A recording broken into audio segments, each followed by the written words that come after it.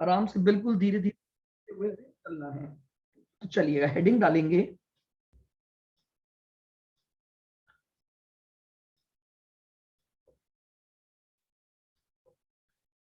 Chapter है cost of capital.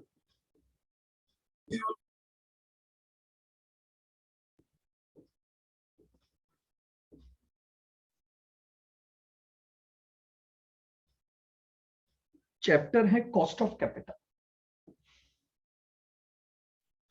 देखो, बिल्कुल धीरे धीरे आराम से मेरे साथ साथ आप चैप्टर को समझते चलेंगे।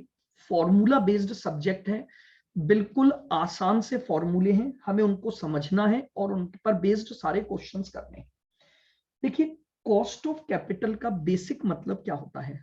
देखो, जब भी कोई एंटिटी अपना वर्क स्टार्ट करती है, या आप कोई भी पर्सन जब एक बिजनेस स्टार्ट करते हो, तो you need some capital for the business. आपको अपने बिजनेस को रन करने के लिए कैपिटल चाहिए, चाहे वो फिक्स कैपिटल चाहिए हो, चाहे वो आपको आपके डे टू डे ऑपरेशन को करने के लिए कैपिटल चाहिए, but every entity need capital to run the business. जब आप कैपिटल को अरेंज करने जाते हो, तो ऐसा नहीं है कि आपको वो कैपिटल फ्री में मिल जाएगी। You have to incur some cost to arrange the capital. आप कहीं से भी फंड अरेंज करो, कहीं से भी आप कैपिटल अरेंज करो, उस कैपिटल को अरेंज करने के बदले में आपको क्या करनी पड़ेगी, कॉस्ट इनकर्ड करनी पड़ेगी। और उसी को हम क्या बोलते हैं, कॉस्ट ऑफ कैपिटल बोलते हैं। आइएगा जरा इस बात को हम पहले समझते हैं। देखो, ये एक कंपनी है एक्स लिमिटेड, बहुत ध्यान से सुनना। ये कंपनी है एक्स लिमिटेड। इस एक्स लिमिटेड को 4 लाख रुपए की कैपिटल अरेंज करनी है। 4 लाख रुपए चाहिए किसको, एक्स लिमिटेड को। इस एक्स लिमिटेड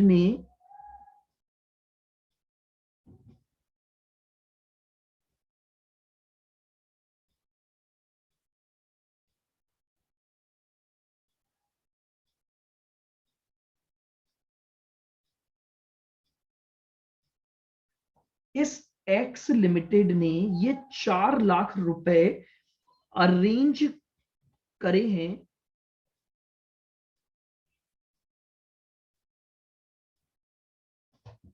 इशूइंग 10% डिवेंचर्स।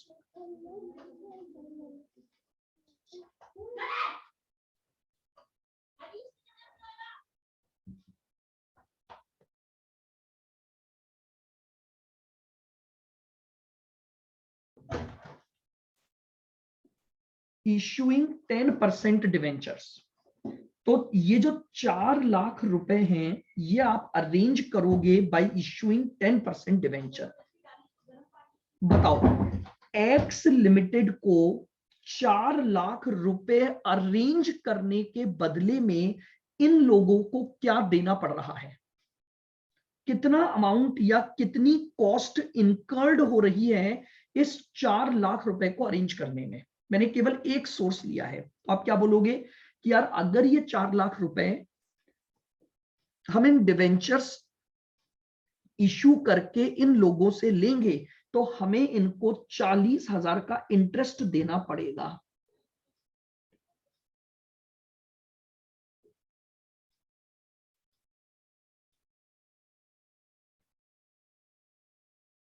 बताइए, क्या मेरी बात समझ आ रही है? या मैं ऐसे बोल दूं कि इनको अरेंज करने के लिए मुझे 10% की कॉस्ट इनकर्ड करनी पड़ेगी। तो ये जो 10% आया, this will be called as cost of capital in general terms. अभी मैं एक बहुत सिंपल सी बात कर रहा हूं। एक्स लिमिटेड क्या बोलना चाह रही है कि अगर मैं ये 4 लाख रुपए अरेंज करूंगा, तो इस 4 लाख रुपए को अरेंज करने के लिए मुझे 10% की कॉस्ट इनकर्ड करनी पड़ेगी। तो इसका मतलब क्या हुआ कि अगर मैं कॉस्ट ऑफ कैपिटल की एक बेसिक डेफिनेशन लिखूं तो मैं क्या बोलूंगा,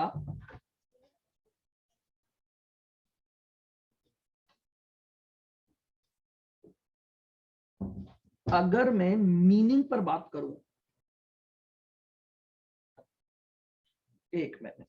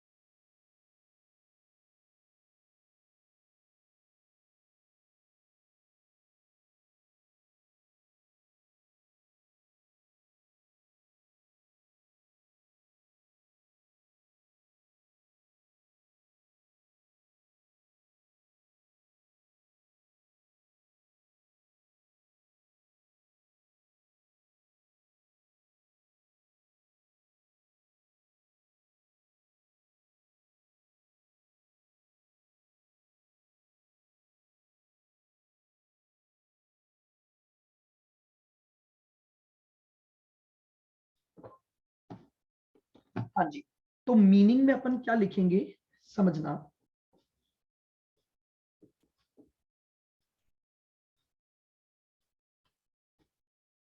cost incurred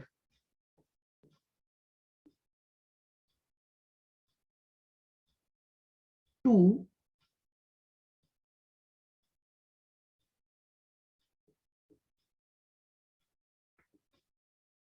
arrange the funds, cost incurred to arrange the funds is known as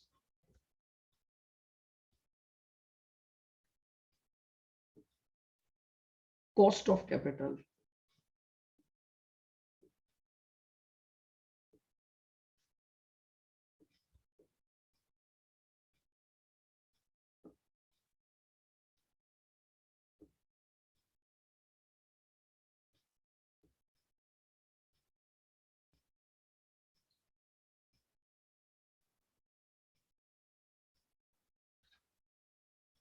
यानी cost incurred to arrange the fund is known as cost of capital.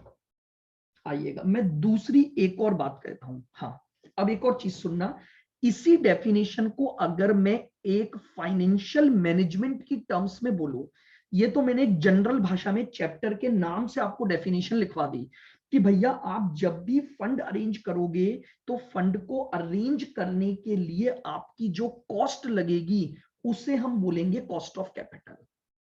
लेकिन अब मैं इसको जरा फाइनेंस की भाषा में बोलता हूं कि डेफिनेशन क्या होगी, सुनना ध्यान से। मुझे एक बात बताओ, एक्स लिमिटेड को इन लोगों को 10% पेमेंट करना है, आप समझ रहे हो मेरी बात को, एक्स लिमिटेड को इन लोगों को 10% का पेमेंट करना है। तो मैं आपसे एक चीज पूछ रहा हूं, मुझे ये बताओ एट लीस्ट एक्स लिमिटेड को इन लोगों को सेटिस्फाई करने के लिए कम से कम कितना कमाना पड़ेगा? मेरे क्वेश्चन को बहुत ध्यान से सुनना। एक्स लिमिटेड इन लोगों से पैसा लेगी और उस पैसे को आगे अपने बिजनेस में इन्वेस्ट करेगी। तो अब मैं आपसे ये पूछ रहा हूं कि जब एक्स लिमिटेड अपना बिजनेस रन करेगी तो उसे कम से कम कितना कमाना पड़ेगा ताकि वो अपने इस फंड प्रोवाइडर को सेटिस्फाई कर सके? बताइए मुझे, एटलीस्ट कितना कमाना पड़ेगा एक्स लिमिटेड को ताकि वो इन लोगों को सेटिस्फाई कर सके? क्या आप में से कोई इस बात का आंसर दे सकता है? थोड़ा सोचो, मेरे टर्म्स को सोचो, मैं आपको क्या बोल रहा हूं। एक्स लिमिटेड ने 4 लाख रुपए अरेंज किए हैं, इस 4 लाख रुपए को एक्स लिमिटेड अपने बिजनेस में इन्वेस्ट करेगी तो उससे कुछ कमाई भी तो करेगी ना। मैं आपसे ये जानना चाहता हूं कि कम से कम यानी मिनिमम से मिनिमम एक्स लिमिटेड को कितना कमाना पड़ेगा ताकि वो अपने फंड प्रोवाइडर को सेटिस्फाई कर सके। 12 के अबव क्यों कुलदीप?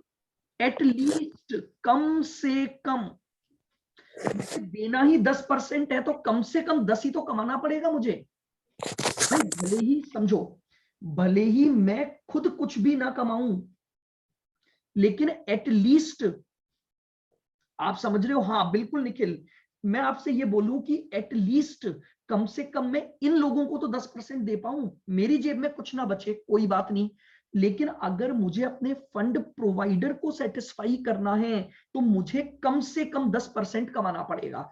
10% कमाऊंगा, इनको दे दूंगा, मैं नो प्रॉफिट नो लॉस पर रहूंगा। लेकिन भैया कम से कम 10 तो कमाना पड़ेगा। क्या ऐसा मैं कर सकता हूं? मैं 8% कमाऊंगा तो इनको 10% कैसे दूंगा? क्या ये सेटिस्फाई हो जाएंगे 8% में? नहीं, मैंने इनको वादा किया है 10% का, तो भैया मुझे एटलीस्ट मुझे एटलीस्ट 10% तो कमाना ही पड़ेगा। मेरी बात समझ आ रही है? तो कॉस्ट ऑफ कैपिटल की एक फाइनेंस की जो डेफिनेशन है वो क्या है, लिखो।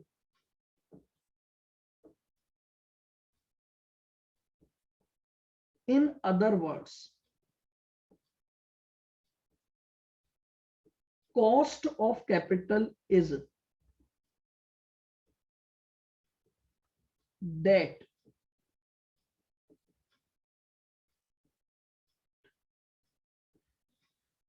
in other words cost of capital is that minimum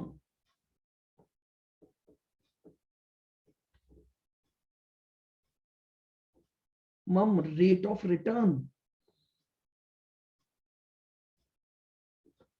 Cost of capital is that minimum rate of return.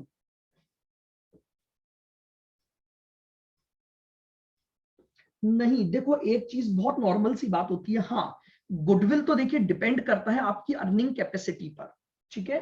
हमारा यहाँ पर जो ये चैप्टर है ये कहीं भी अकाउंटिंग से रिलेटेड नहीं है, तो मैं अकाउंटिंग की यहाँ पर बातें नहीं करने वाला हूं। मैं तो एक सिंपल सी बात जानता हूं कि एटलीस्ट मुझे क्या चाहिए।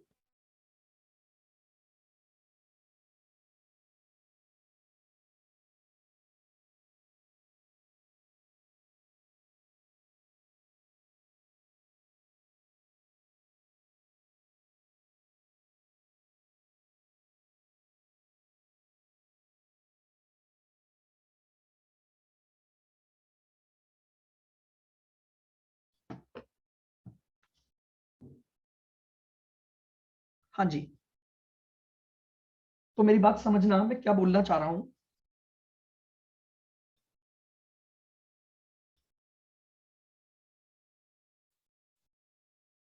In other words,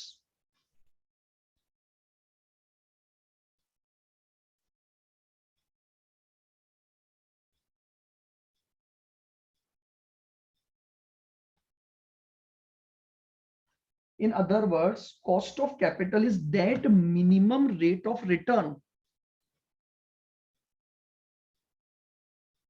which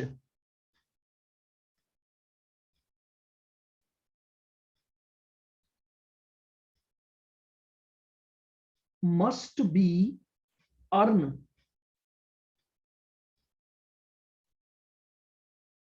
which must be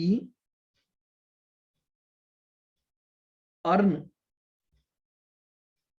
by the entity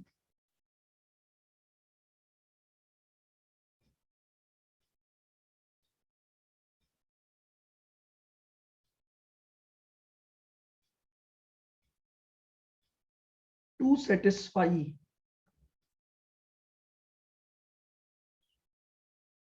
its fund providers.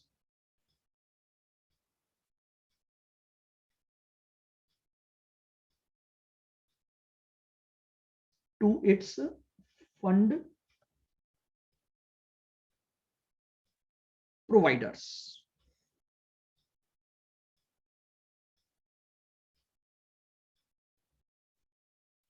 लीजिए, इन अदर वर्ड्स, ये अगर मैं बात करूं फाइनेंस की भाषा में तो मैं क्या बोलूंगा? कॉस्ट ऑफ कैपिटल की डेफिनेशन,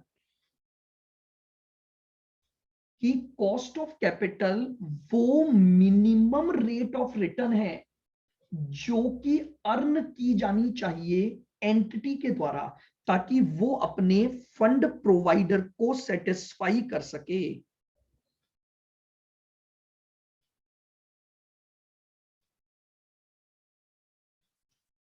बताइए, क्या यहां तक की बात समझ में आ गई?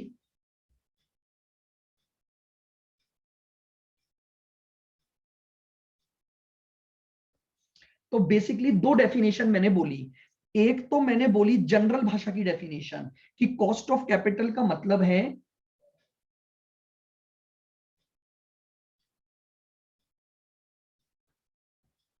कि आप जब भी फंड अरेंज करोगे तो फंड अरेंज करने के लिए आपको जो कैपिटल चाहिए उसके लिए जो कॉस्ट इनकर्ड करोगे वो कॉस्ट आपकी कॉस्ट ऑफ कैपिटल है। अब अगर मैं फाइनेंस की भाषा में बोलता हूं तो फाइनेंस की भाषा का मतलब हो गया कि वो minimum required rate of return, वो minimum required rate of return जो एंटिटी को अर्न करनी पड़ेगी ताकि वो अपने फंड प्रोवाइडर को क्या कर सके? सेटिस्फाई कर सके। क्या बताइए, यहां तक की बात क्लियर? तो बेसिकली कॉस्ट ऑफ कैपिटल की अगर मैं डेफिनेशन बोलूंगा तो बस इतनी सी है कि वो minimum required rate of return जो मुझे कमानी पड़ेगी ताकि मैं अपने फंड प्रोवाइडर्स को क्या कर सकूं? सेटिस्फाई कर सकूं। लिख लिया सबने ये meaning?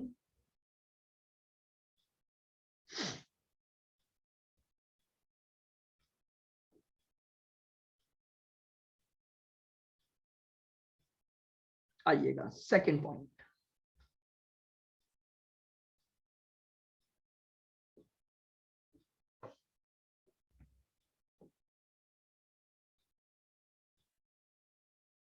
Sources of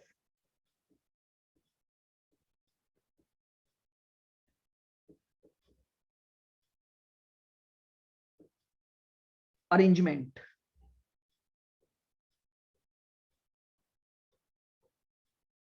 of funds.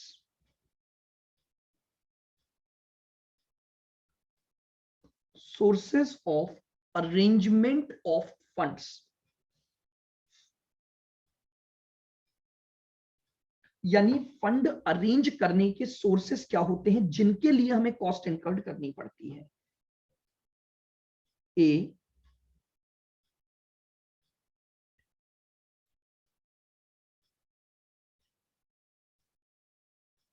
Debentures. Second,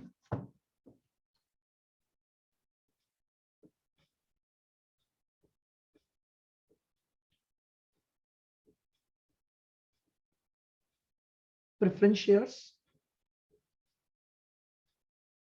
third,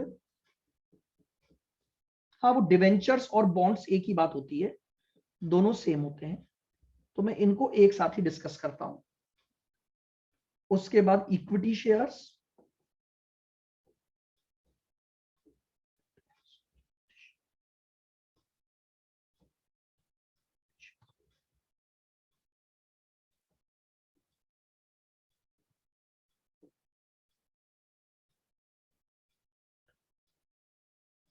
long term loans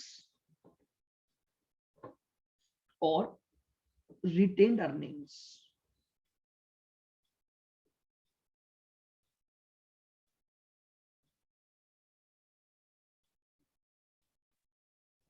retained earnings, हाँ जी, रिटेन्ड अर्निंग्स का मतलब होता है आपके एक्यूमुलेटेड प्रॉफिट्स। भाई आपको केवल पैसा एक ही बार थोड़ी चाहिए, आप समझिए, आप अपना बिजनेस कर रहे हैं, आपने कुछ प्रॉफिट कमाए वो जोड़ रखे हैं, उनको भी तो री इन्वेस्ट करने के लिए फंड, फंड की रिक्वायरमेंट मैं केवल इनिशियल लेवल की बात नहीं कर रहा हूं, मैं फंड की रिक्वायरमेंट की पूरे बिजनेस के दौरान बात कर रहा हूं। इन बिटवीन द पीरियड भी आपको फंड्स की जरूरत होती है।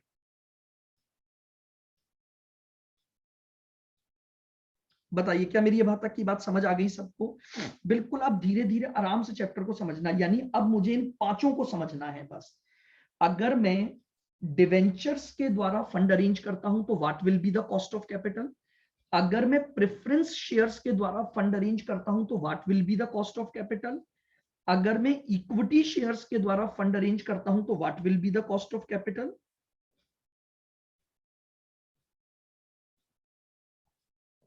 अगर मैं लोन के द्वारा फंड अरेंज करता हूं तो what will be the cost of capital. और रिटेन्ड अर्निंग के द्वारा करता हूं तो what will be the cost of capital. तो we have to discussed each and every sources of fund, कि हर सोर्स की वजह से मेरे ऊपर क्या कॉस्ट इनकर्ड होगी। तो आइए अब हम एक एक पार्ट को स्टार्ट करेंगे। हेडिंग डालें,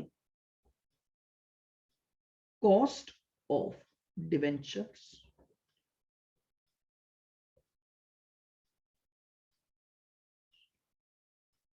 डिवेंचर्स ऑब्लिक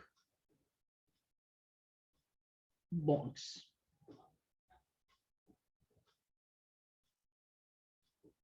लिखें,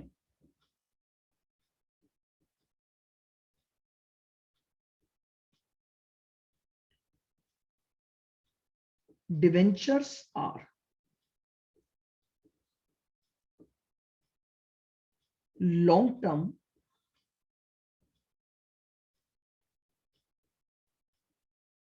source of finance.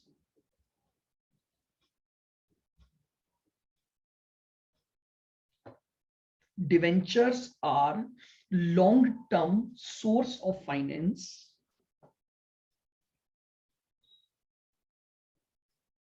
on which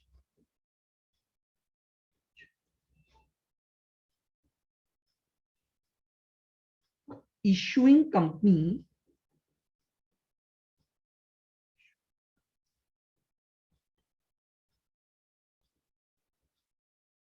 has to pay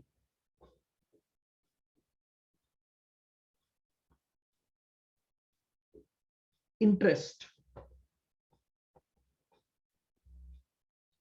over the period.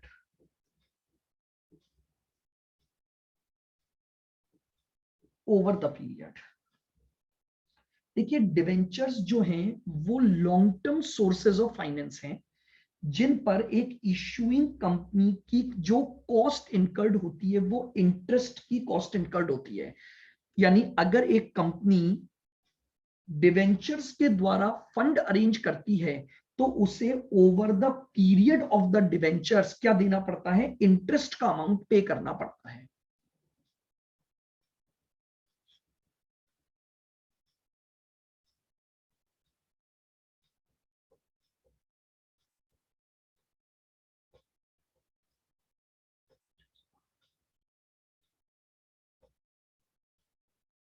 Debentures are of two types.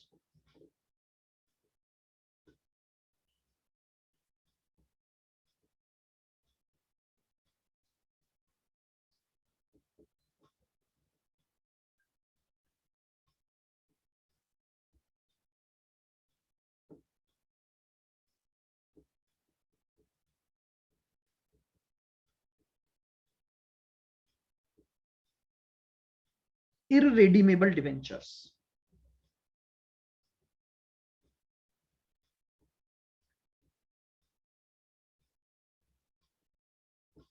और redeemable debentures.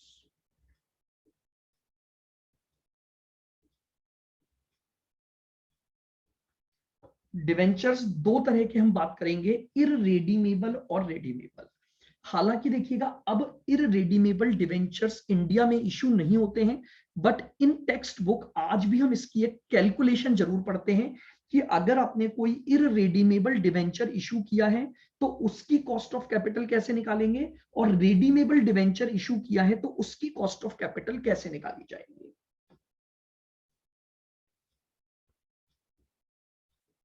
Cost of debentures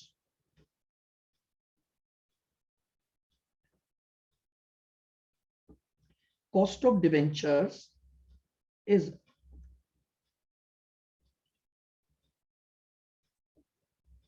denoted by KD. इसका जो सिंबल होगा वो KD होगा।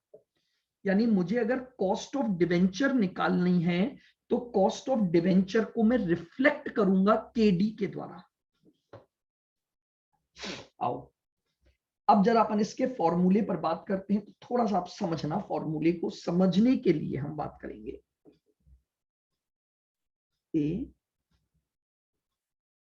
Cost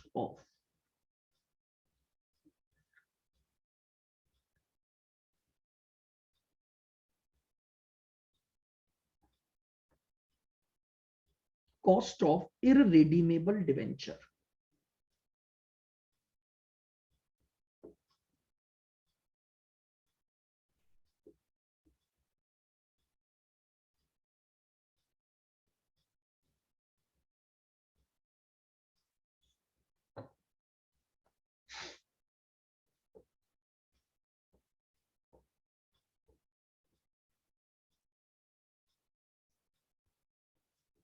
These are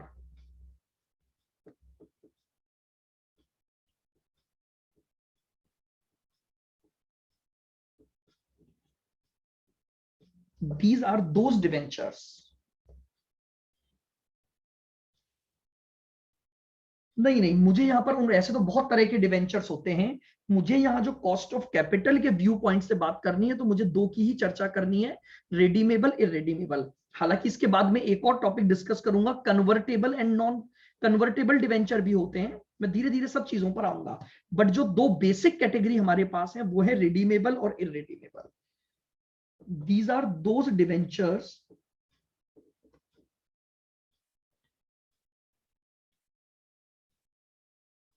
on which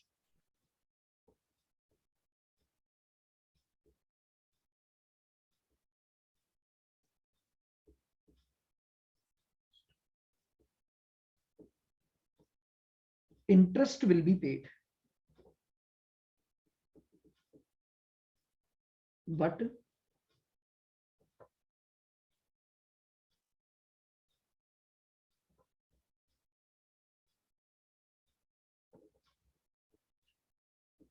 there is no repayment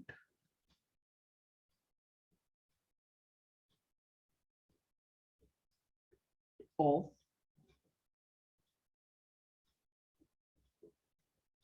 principal।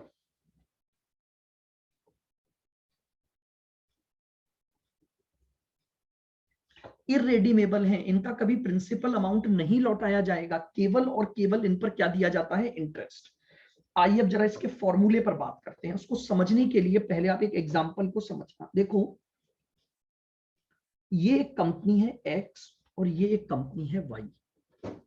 Listen very carefully, इन दोनों को fund arrange करना है 4 लाख रुपए का।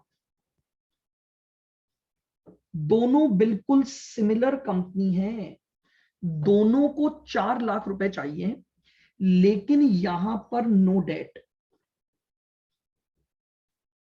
और यहां पर 12% डेट।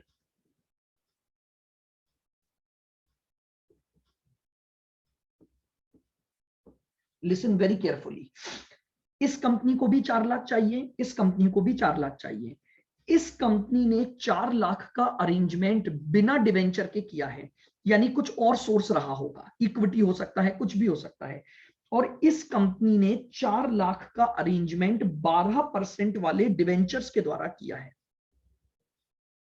नाउ अब जरा अपन थोड़ा सा इस पर एनालाइज करते हैं कि इस 12% डिवेंचर के इशू करने की वजह से क्या हुआ। आओ मान लेते हैं कि दोनों कंपनियों ने ईबीआईटी समझते हैं, earnings before interest and tax, 1 lakh रुपए कमाए। ईबीआईटी की फुल फॉर्म है earnings before interest and tax. इसमें से माइनस कर दो इंटरेस्ट,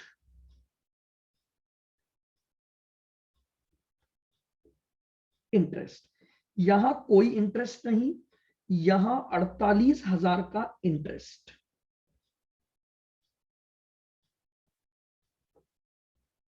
तो ये रह गया प्रॉफिट या अर्निंग्स बिफोर टैक्स, 1,52,000। मान लो एक बार टैक्स रेट 50% है, तो 50,000 का टैक्स दे दोगे, 26,000 का टैक्स दे दोगे, तो आपके पास प्रॉफिट आफ्टर टैक्स क्या आया? 26। Now listen very carefully. मुझे एक बात बताओ, एक्स और वाई दोनों सिमिलर कंपनी थी, वाई को कितना नुकसान हुआ डिवेंचर से पैसा अरेंज करने की वजह से? बहुत ध्यान से सुनना मेरी बात को। मैंने भले ही इंटरेस्ट 48 दिया, मैं आपसे यह पूछ रहा हूं, अगर इस कंपनी में डिवेंचर नहीं है तो आपका प्रॉफिट 50,000।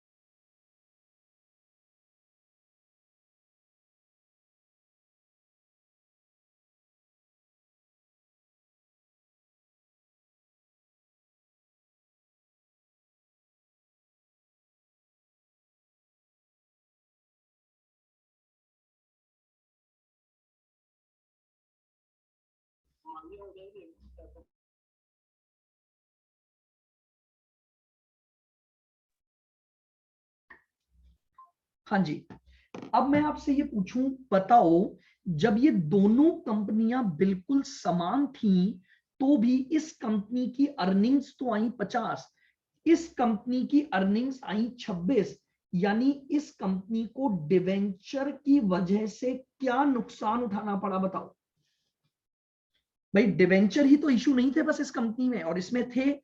इसने डिवेंचर इशू नहीं किए तो 50 का प्रॉफिट आया, डिवेंचर इशू किए तो 26 का प्रॉफिट आया। तो now what does it mean कि डिवेंचर को इशू करने की वजह से आपका नुकसान बताओ कितना हुआ? कितना हुआ नुकसान? वो तो मुझे भी दिख रहा है कम हुआ, नुकसान कितना हुआ? अगर डिवेंचर न होते तो आप भी 50 कमाते, डिवेंचर के होने की वजह से आपने 26 कमाया। तो माय क्वेश्चन इज, डिवेंचर के होने की वजह से आपका कितना नुकसान हुआ? 24,000। तो लीजिए, 24,000 का नुकसान हुआ, 4 लाख का अमाउंट अरेंज करने पर।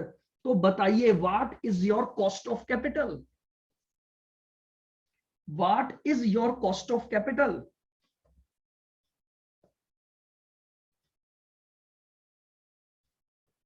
6% is your cost of capital. कोई फॉर्मूला नहीं बनाया मैंने, आपको अभी सिर्फ एक सिंपल लॉजिक दिया। दोनों कंपनियां बिल्कुल समान हैं, फिर भी ये कंपनी 50 कमा रही है और ये कंपनी 26 कमा रही है। तो ऐसा क्यों हुआ? ये केवल इस डिवेंचर के होने की वजह से हुआ। तो डिवेंचर के होने की वजह से 24 का नुकसान हुआ। तो इसका मतलब डिवेंचर को इशू करने की वजह से आपका 24,000 का एक्स्ट्रा नुकसान हुआ, वही उसकी फंड अरेंज करने की कॉस्ट हो गई। बताओ, क्या यहां तक की बात क्लियर है मेरी?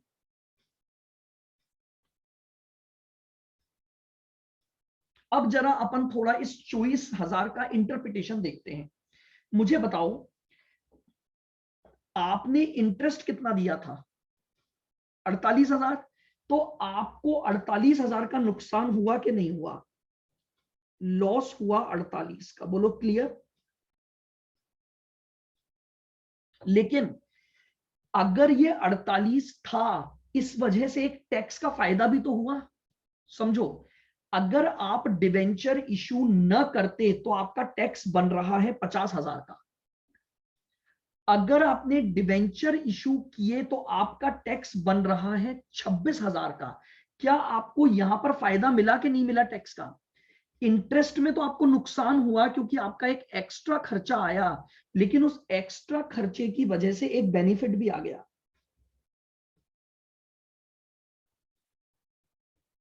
बेनिफिट आया 26,000 का, तो इसका मतलब नेट नुकसान आपका हो गया 24,000 का। बताओ क्या ये बात समझ में आई? मैं फॉर्मूला डिराइव करना सिखा रहा हूं आपको। मैं चाहूं तो आपको डायरेक्ट फॉर्मूला लिखवा दूं, चैप्टर खत्म हो जाएगा बहुत जल्दी। बट हम बात कर रहे हैं कि इस चैप्टर का बेस क्या था, रटना नहीं है फॉर्मूलों को। मैं ये बोल रहा हूं डिवेंचर जब मैंने इशू किए तो मुझे 48,000 का नुकसान हुआ, लेकिन मुझे टैक्स में एक 26,000 का बेनिफिट भी हुआ। तो अल्टीमेटली मेरा जो नुकसान हुआ वो लॉस वाला पॉइंट बताऊं। देखो इधर आपने जब डिवेंचर इशू किए, यहां पर आपको कितना इंटरेस्ट देना पड़ा? 0। और यहां कितना इंटरेस्ट देना पड़ा? 48। तो नुकसान हो गया ना 48,000 का। आपको एक एक्स्ट्रा पेमेंट करना पड़ा कि नहीं करना पड़ा? ये आपने पेमेंट किया और ये आपका एक बेनिफिट हुआ।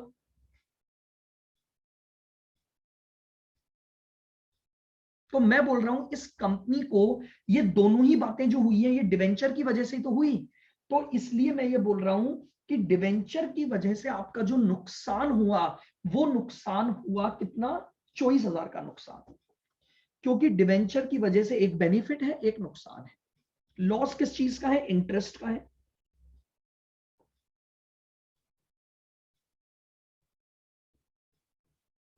और बेनिफिट किस चीज का है? टैक्स का है। ये नेट कॉस्ट हो गई। आओ इस बात को मैं एक और बार प्रूफ करता हूं। ये एक्स है, ये वाई है। 3 लाख रुपए का अरेंजमेंट करना है, इसको भी और इसको भी। इसने ये पैसा 10% डेट से लिया, इसने नो डेट से लिया।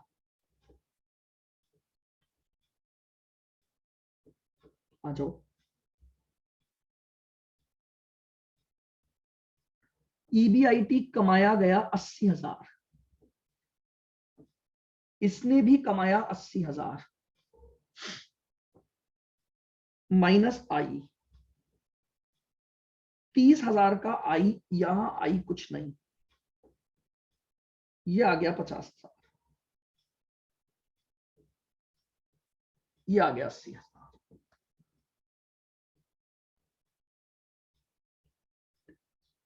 टैक्स एट द रेट 50% है।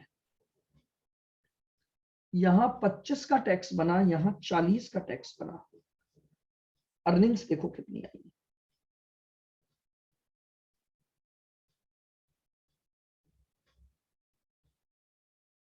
बताओ नुकसान कितने का हुआ? आप नुकसान 30 का नहीं बोलोगे। मेरी बात समझ में आ रही है? मैं ये बोल रहा हूं नुकसान ये नहीं है कि आपने इंटरेस्ट 30 का दिया।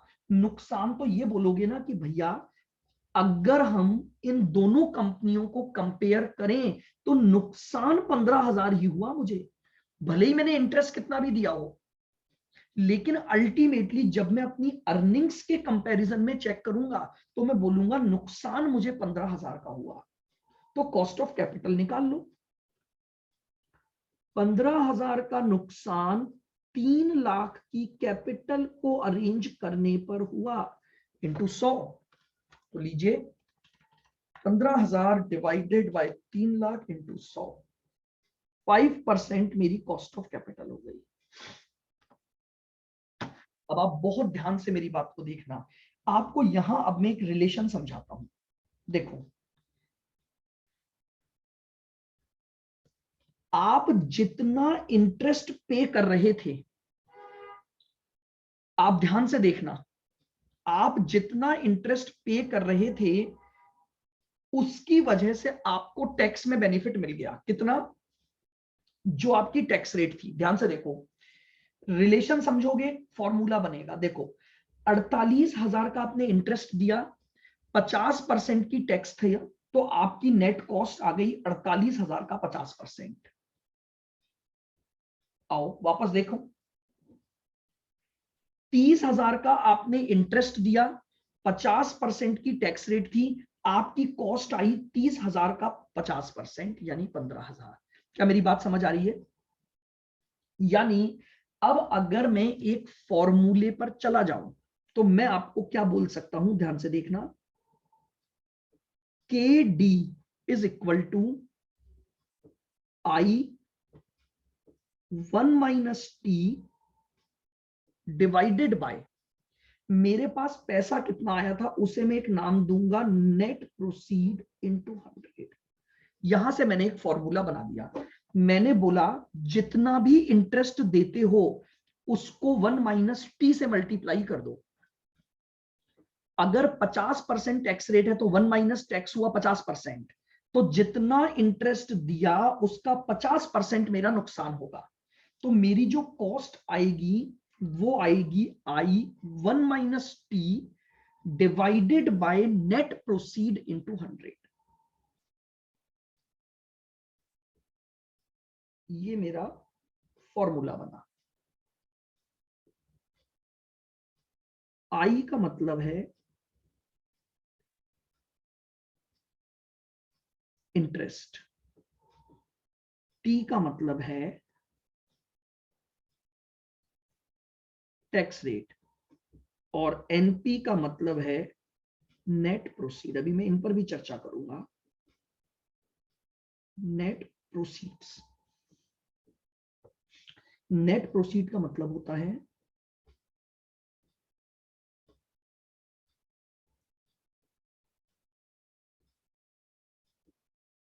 अमाउंट रिसीव्ड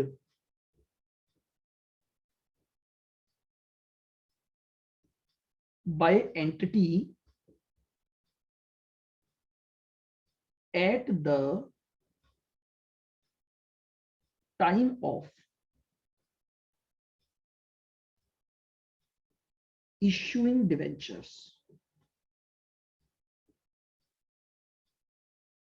डिवेंचर्स को इश्यू करने के टाइम पर मुझे जो रिसीव होगा उसी को मैं क्या बोलूंगा, नेट प्रोसीड बोलूंगा। बताइए क्या ये बात क्लियर है? बिल्कुल।